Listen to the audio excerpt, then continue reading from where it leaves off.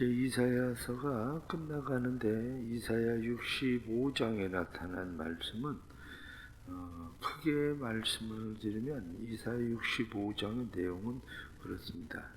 하나님께서 사람을 회복시키겠다. 하나님께서 땅을 회복시키겠다. 이렇게 말씀하시는 큰 부분입니다. 그래서 앞부분에서는 사람을 회복시키겠다. 뒷부분에서는 새 하늘 새 땅. 그래서 모든 땅들을 회복시키겠다.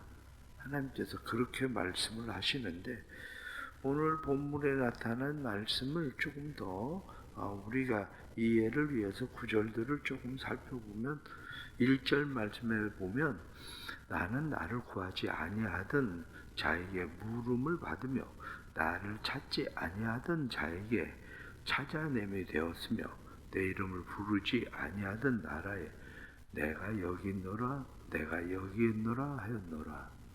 1절에 나타난 말씀은 이방인에 대한 구원에 대한 이야기입니다. 1절 말씀은 하나님께서 하나님을 찾지도 않던 사람, 하나님 누구냐고 물어보지도 않던 사람, 이런 사람들에 대해서도 하나님께서 내가 여기 있다 이렇게 말씀하시면서 이방인들을 구원할 것이다. 왜 하나님께서 이방인들을 구원하시나? 그 이유를 2절부터 나타난 말씀을 보면 이스라엘이라고 해도 그들도 별 수 없다. 지금 그 얘기하고 있는 거죠. 이스라엘 백성들이 죄를 짓는데 7절 말씀에 보면 너희의 죄악과 너희 조상들의 죄악은 한 가지라. 이렇게 산 위에 분향하며 작은 산 위에 나를 능욕했다. 산 위에 분향하며 작은 산에 분향했다 하는 그러한 말씀을 우리가 3절 말씀 보면 곧 동산에서 제사하며 이렇게 이 동산에서 제사한다는 것은 산당들이죠. 산당들을 세우고 산당들에서 제사하는 백성들에 대한 그러한 모습입니다. 그런데 그들이 그렇게 하는 이유가 뭐냐?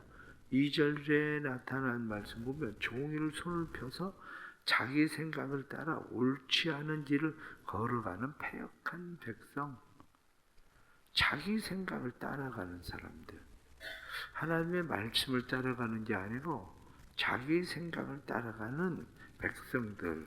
그런데 그냥 백성이 아니라 패역한 백성들, 그렇게 하나님께서 말씀하십니다. 그래서 하나님께서는 이스라엘 백성들의 죄악, 조상들로부터 계속 지어오던 죄악 가운데 가장 첫 번째를 뭘 하고 이야기하느냐? 그것을 우상숭배. 그렇게 말하는 거죠. 그 우상숭배를 이야기할 때에 오늘 성경에 나타나는 말씀을 보면 뭘 하고 되어 있느냐? 3절 말씀에 곧 동산에서 제사하며 벽돌 위에서 분향하며, 이 벽돌 이렇게 되어 있는데 벽돌이라고 표현되어져 있는 것은 원래 이스라엘 백성들은 제단을 쌓으면 다듬지 않은 돌로 제단을 쌓습니다. 그런데 여기 벽돌이라고 하는 것은 다듬은 거죠. 찍어낸 거죠. 왜 다듬은 벽돌, 찍어낸 것들 이게 여기 나오느냐?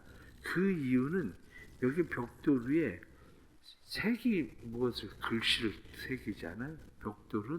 벽돌은 새기기가 쉬우니까 우상 숭배하는 그곳에 사람들은 벽돌에 무엇을 계속 새긴다고요. 형상이나 이런 것들을. 그래서 지금 여기 벽돌에 대한 이야기가 나오는 겁니다. 벽돌. 그렇게. 결국 이게 다 뭐냐? 우상 숭배죠. 우상 숭배. 그리고 이러한 일들이 하나님의 분노를 일으킨다. 이렇게 말씀합니다. 4절에 나타난 말씀 보면 그들이 무덤 사이에 앉으며, 무덤 사이에 앉는다는 것은 죽은 영들과 교제하기 위해서, 이것을 보고 강신술이라고 그러죠. 강신술. 죽은 영들과 교제하고 영매라고 그러죠. 그래서 자기가 죽은 영들과 교제를 하는 영매 역할을 해서 누구에게 점을 쳐주고 이런 일들.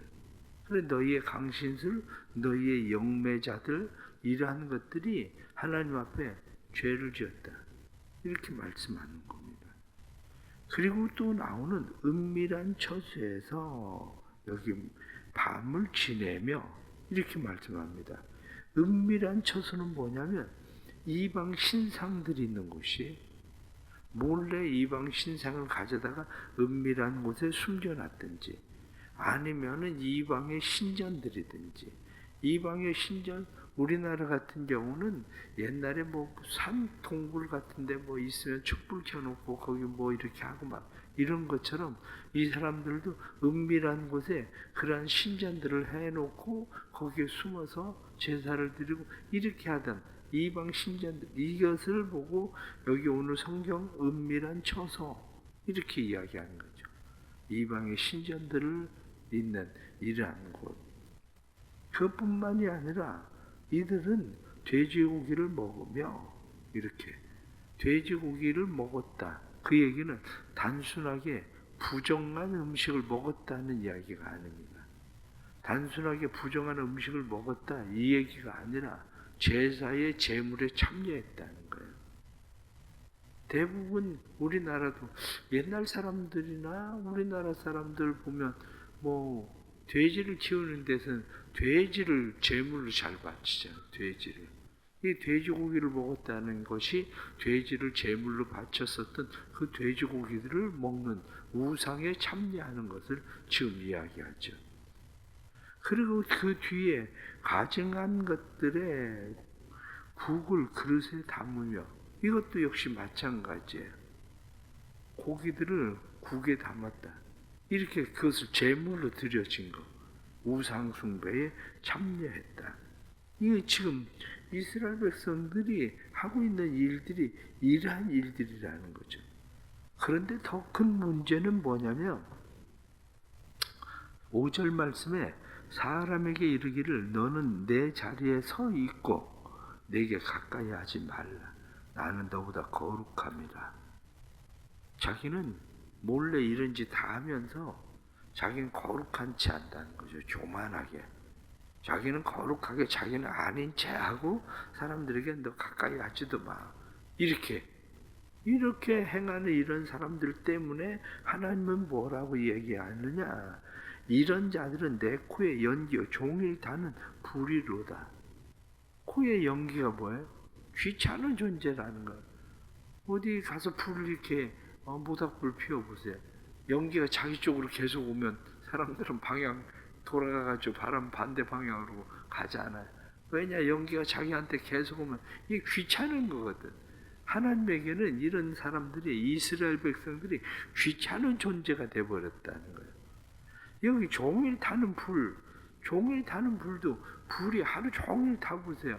이 하루 종일 타는 불이 어디에서 개했나? 종일 타는 불을 개했나? 지옥불과 같은 그런 거라는 거예요. 이게. 그러니까 결국 하나님께서 이스라엘 백성들에게 말씀하는 것은 너희들은 뭐 잘하는 게 뭐가 있는데 너희들이 뭐 잘하는 것도 없으면서 너희들은 늘 나한테 얘기하기를 하나님 어디 계십니까? 하나님 어디 계십니까? 무엇을 하십니까? 뭘 도와준 거 있습니까? 뭔 이런 소리는 하고 하나님 왜 우리가 이 바벨론에 이렇게 끌려왔습니까? 이런 소리는 하는데 너희가 이방 사람들과 다른 건 뭐가 있는데 그 얘기하는 거예요. 그러면서 내가 이방인 사람들도 구원하리라. 나를 찾지도 나를 부르지도 않던 그 사람들에게 내가 구원하리라. 이렇게 말씀하시는 거죠. 그러면 오늘 이 말씀 속에서 우리가 또 다시 깨닫게 되는 게 있습니다. 그게 뭐냐면 하나님께서 우리에게 행하시는 일들 중에 하나가 무조건적 은혜예요. 무조건적 은혜. 하나님은 이방인들에게도 무조건적 은혜를 베푸셔요. 구원의 은혜를. 이스라엘 백성들이 그렇게 범죄하고 이스라엘 백성들이 그렇게 해도 그들에게 베푸시는 것은 무조건적 은혜예요. 무조건적 은혜. 그런데 신앙생활을 하면서 우리의 신앙이 무조건적 은혜에 의해서만 사는 건 아닙니다. 우리가 우리의 자녀들을 돌보는 것은 무조건적 은혜에 의해서 돌봐요. 아이가 뭘 잘하든지 못하든지 아이들에 대해서 그냥 우리가 그들을 돌보고 책임지고 그러면서 사는 것은 무조건적 은혜, 이렇게 말하는 거죠. 그러나 하나님께서 항상 은혜만 베푸시는 건 아니라는 거예요. 7절에 나타난 말씀, 하반절 말씀 보면 내가 먼저 그들의 행위를 헤아리고 그들의 품에 보응하리라. 내가 그들의 행위도 다 알고 있다. 그런데 내가 모르는 척만 하는 것이 그들을 사랑하는 것도 아니고 그들의 품에 그들의 행한 대로 내가 보응을 할 거야. 보응하리라. 그렇게 말씀하시죠. 그렇습니다. 우리가 하나님께서 주시는 그런 은혜는 때로는 무조건적 은혜지만 하나님은 우리에게 보응하시는 하나님이라는 사실도 우리가 잘 기억해야 됩니다. 요즘 아이들의 문제가 뭡니까? 요즘 아이들의 문제는 무조건적 은혜예요. 부모가 어떻게 하든지 이렇게 하든지 저 상관할 것 없이 무조건적으로 애들이 하면 뭐 그냥 애들을 존중한다고. 존중이라는 게 제가 설교 시간에 말씀드리잖아요. 존중이라는 게 그럼 아이를 존중해서 그래 네가 하고 싶은 대로 해. 부모는 빨리 보이잖아요. 저기 어디로 가는 건지. 그러면 내가 그 아이를 존중합니다. 그래 네가 하고 싶은 대로 해. 그럼 책임은 아이가 질 수 있나? 아이가 책임을 못 지잖아요. 그게 존중하는 건가? 그런데 요즘 부모들은 그걸 존중이라고 생각해요. 그래 네가 하고 싶은 대로. 그럼 너 하고 싶은 대로 해. 그래 뭐 고등학교 예배고 때 다니면서 뭐 예배고 뭐 막 그래도 그래 난 그래도 너 존중해. 존중해야 하지. 책임은 누가 져? 책임은 그걸 존중이라고 생각하는 거예요. 그런데 하나님은 그렇게 하시지 않아요. 하나님은 그래 내가 너 다 알아. 그런데 내 품에 내가 보응할 거야. 그렇게 말씀하시잖아요. 내가 그것을 내 품에 보응하리라. 그들의 행위를 헤아리고 이렇게 말씀하는 것처럼 하나님께서 그러나 놀라운 은혜를 베푸시는 그 은혜 중에 하나가 뭐냐? 10절 말씀을 보면 그렇게 되어 있습니다. 10절 말씀을 보니까 샤론은 양떼의 우리가 되겠고 아굴 골짜기는 소떼가 눕는 곳이 되어 나를 찾는 내 백성의 소유가 되려니와. 여기 지금 샤론의 양떼 이렇게 지금 되어 있습니다. 이 샤론의 양떼라고 되어 있는데 샤론은 지중해 해변의 비옥한 평야예요. 샤론 평야라고 얘기하는 샤론은. 그런데 또 한 곳이 아골 골짜기. 아골 골짜기는 여리고가 있는 곳이죠. 여리고 근처에 있는 이런 아골 골짜기, 그렇게 이야기하면 이 아골 골짜기는 황무지입니다.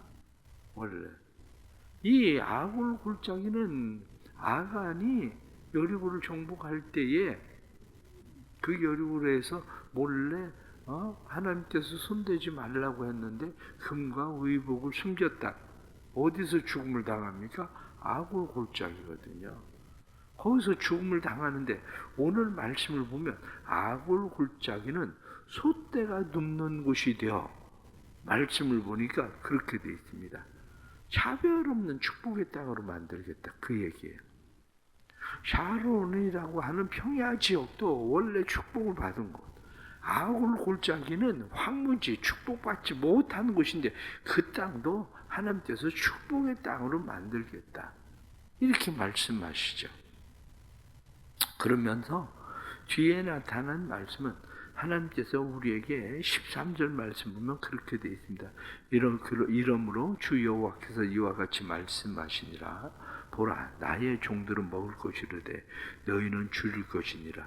보라 나의 종들은 마실 것이로되 너희는 가랄 것이니라. 보라 나의 종들은 기뻐할 것이로되 너희는 수치를 당할 것이니라. 보라 나의 종들은 마음이 즐거움으로 노래할 것이로되 너희는 마음이 슬픔으로 울며 심령이 상함으로 통곡할 것이며. 여기 나타나는 말씀을 보면 하나님께서 말씀하시는 것이 차별 없이 하나님께서 은혜를 베푸시기도 하지만, 그러나 하나님께서 축복이라고 하는 것은 차별 없이 그냥 무조건적으로 주는 게 아니라 조건적이라는 거예요.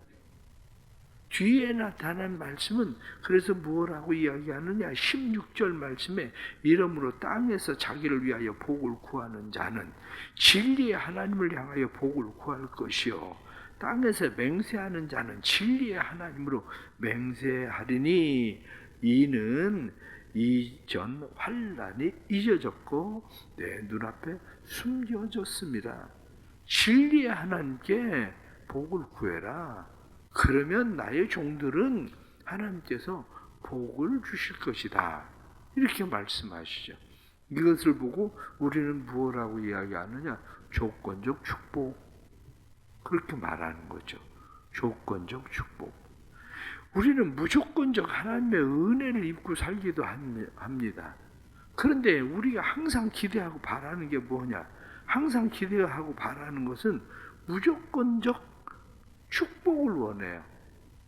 그런데 은혜는 무조건적일 수 있지만 축복은 무조건적이 아닙니다. 축복은 조건적이지. 그래서 우리의 삶에 조건적 축복 이렇게 이야기할 때 조건적 축복은 뭐냐? 말씀에 나타난 것처럼 나의 종, 나의 종, 나의 종. 나의 종과 다른 게 뭐냐? 우리가 2절에 나타난 말씀처럼 종일 손을 펴서 자기 생각을 따라 옳지 않은 길을 걸어가는 패역한 백성, 이들을 부르는 것은 하나님의 무조건적 은혜예요. 그러나 하나님의 말씀을 따라서 나의 종, 나의 종, 나의 종 이렇게 말하는 사람들에게 하나님께서 복을 주시는 것은 조건적 축복이란 말이죠. 삶에 이것을 이해하지 못하면 사람들은 무조건적 은혜를 계속 조건적 축복을 받아야 되는 것을 무조건적 축복으로 자꾸 요구를 한단 말이죠. 그러나 신앙생활은 무조건적 축복이 아닙니다. 신앙생활은 조건적 축복이지. 은혜는 무조건적이지만 축복은 조건적 축복이란 말이에요. 축복은 결국 하나님께서 이 백성들에게 말씀하시는 것은 조건적 축복, 자기 생각을 쫓아서 살아가는 게 아니라 하나님의 말씀을 쫓아서 살아가는 하나님의 종, 하나님의 진짜 백성, 그들이 되면 하나님께서 그들에게 축복하신다는 거예요. 그래서 뭐라고 말합니까? 진리의 하나님, 진리의 하나님을 뭐라고 되어 있냐? 아멘 하나님. 이렇게 되어 있는 거죠. 아멘 하나님. 하나님은 우리에게 아멘이 되시는 하나님이에요. 그분이 우리에게 말씀하실 때 우리가 아멘하고 순종해야 될 분. 그분이 말씀하실 때에 우리가 아멘하고 믿어야 될 분. 그분이 누구냐? 그분이 바로 하나님이시다. 성경은 그렇게 말씀하시죠. 자기를 위하여 복을 구하려면 아멘 되신 하나님 앞에 순종해라. 아멘 되시는 그 하나님을 믿어라. 그 하나님을 믿을 때 자기에게 복이 되는 거지, 그렇지 않으면 그게 복이 되는 게 아니야. 이렇게 말씀하시죠. 오늘도 자기 생각을 쫓아 살아가는 게 아니라 하나님의 말씀을 쫓아 살아가는 삶이 되기를 축복합니다. 하나님의 말씀을 쫓아 살아갈 때에 하나님께서 우리의 삶에 주시는 은혜가 놀랍게 나타나니 우리의 삶 속엔 늘 하나님 앞에서는 아멘, 그리고 하나님 앞에 순종하고 아멘하고 하나님을 믿고 그 하나님을 사랑함으로 우리의 삶에 더욱더 복된 삶의 역사가 일어나기를 간절히 바랍니다.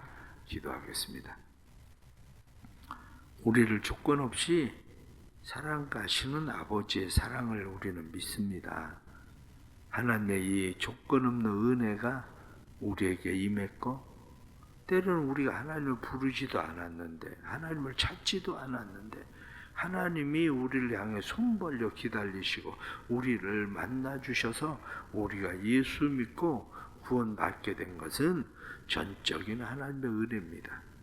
그러나 여전히 우리는 이스라엘 백성들처럼 우상 숭배에 빠져 있고 자기 생각을 쫓아 살아가는 그러한 어리석은 사람들입니다. 그래서 산당을 만들고 우상의 제물에 참여하고 그러면서도 자기 자신은 거룩한 것처럼 너희는 내게 가까이 오지 마라, 그렇게 말하는 어리석은 교만한 사람들입니다.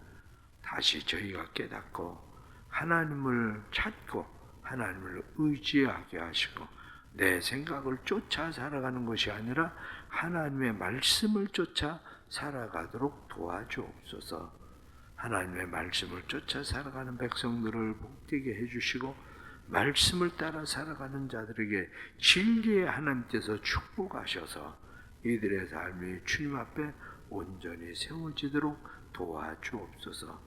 말씀에 순종함으로 하나님을 믿고 의지함으로 하나님을 사랑함으로 살아가는 주의 백성들에게 복을 내리시고 이들의 삶에 하나님께서 행하시는 놀라운 일들을 보게 하시되 샤론의 평야 그리고 또한 아굴의 골짜기 모든 곳에 양떼가 있고 소떼가 있고 포도밭이 있는 것처럼 우리의 삶에도 하나님께서 처하는 모든 상황들 속에 하나님의 복 주시는 아굴 골짜기도 하나님의 축복의 땅으로 변화시켜 주시는 은혜를 경험하게 해 주옵소서. 연약한 성도들을 축복합니다. 연약한 성도들이 하나님의 말씀에 순종하게 하시고 하나님의 말씀을 쫓아 살게 해 주셔서 연약한 성도들이 주의 말씀 앞에 더욱더 강한 자들 되도록 주님 도와주옵소서.